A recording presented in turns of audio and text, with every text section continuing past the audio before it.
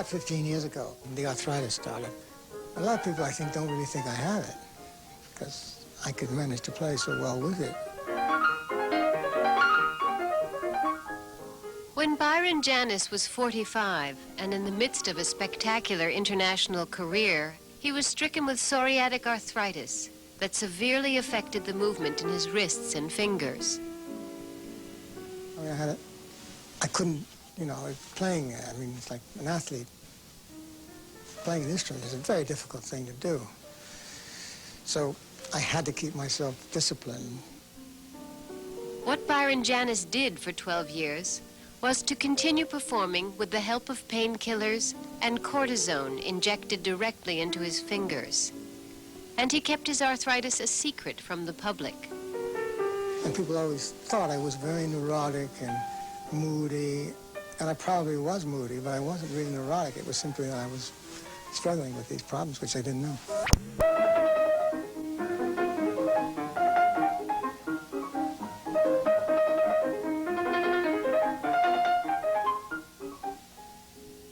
I've been around performers all my life, and I know that what matters is what is able to be done at the moment. The demand is there to perform, and what is going on backstage or what's going on at home or how much difficulty the performer is going through can't be relevant. Janis's wife, Maria, is the daughter of actor Gary Cooper. For many years, the Janises took one day at a time. You just sort of said, okay, we're focusing on tonight's performance. Do what we need to do to make that work as well as it can. And we'll deal with tomorrow. But finally, tomorrow came.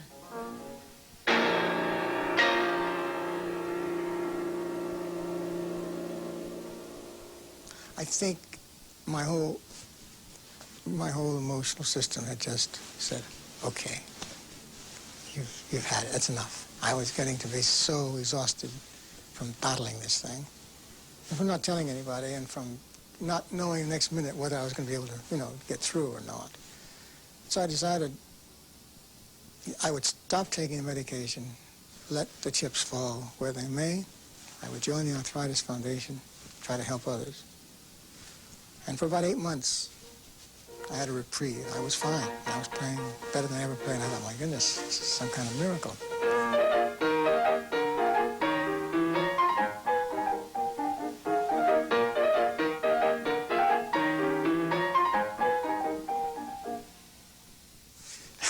And after about 8 months, it started with a vengeance.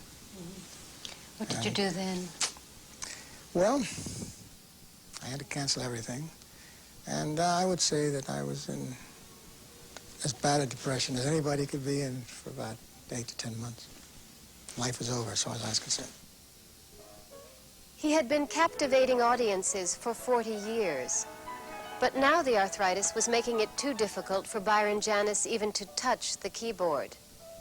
Music was no longer the focus of his life. Pain was. And while he is not cured, with the help of his doctors and experimental therapy, the pain has been alleviated. I am not really in pain anymore. I have moments where if I overdo something, I mean, I'm playing all the repertoire. I was playing a third Rachmaninoff. And, you know, if you play that hard, I'm going to be, and one of my major problems has been the instruments, pianos, and I'm having one made for me. With a smaller keyboard.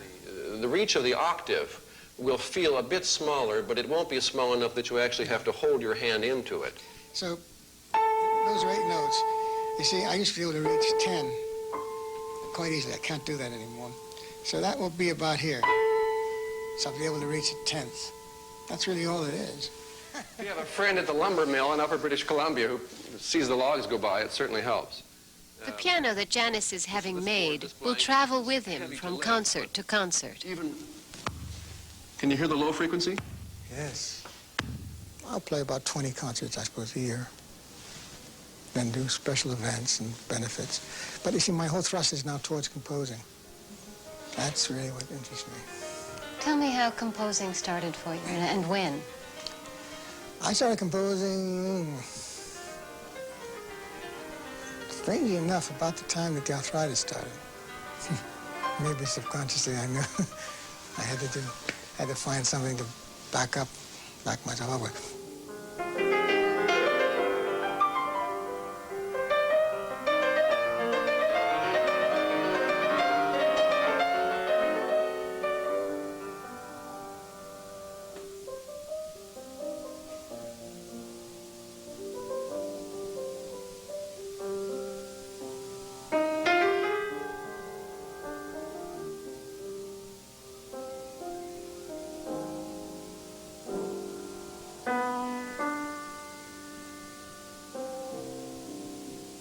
See, I come from a kind of a lost age of pianism.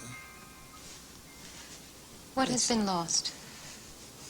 The grand manner of playing the instrument, the personality, the feeling that you are as important as the music.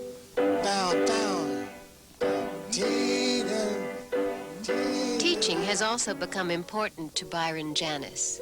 Up, sing.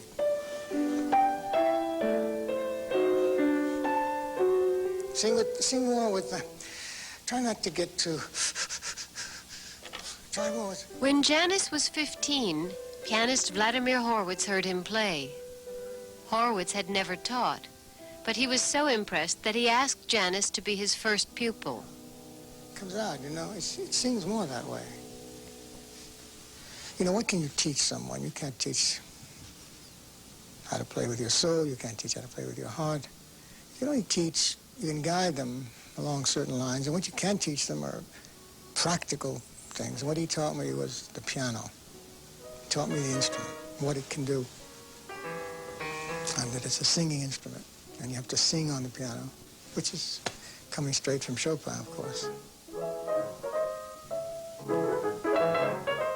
Throughout his career, Byron Janis specialized in the music of Chopin.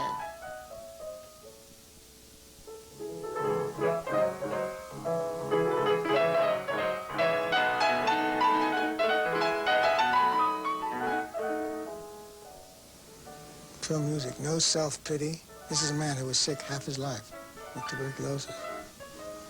No self-pity of any kind. And he said in his own words, you know, I'm writing to cover all the ugliness in the world with beauty. Isn't that lovely?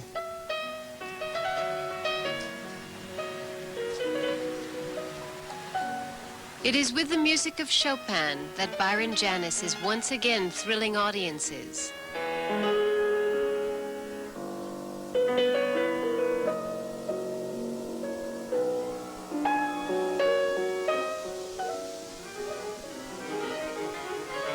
This season, he celebrated the 40th anniversary of his New York recital debut. And as one critic said, he is still an artist worth paying attention to.